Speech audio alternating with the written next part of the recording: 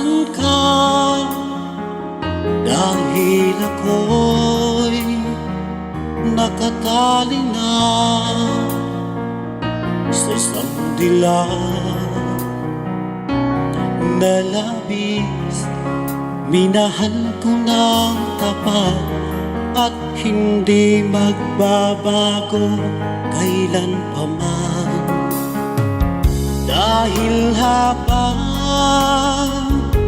tumatagal, sa akin lalo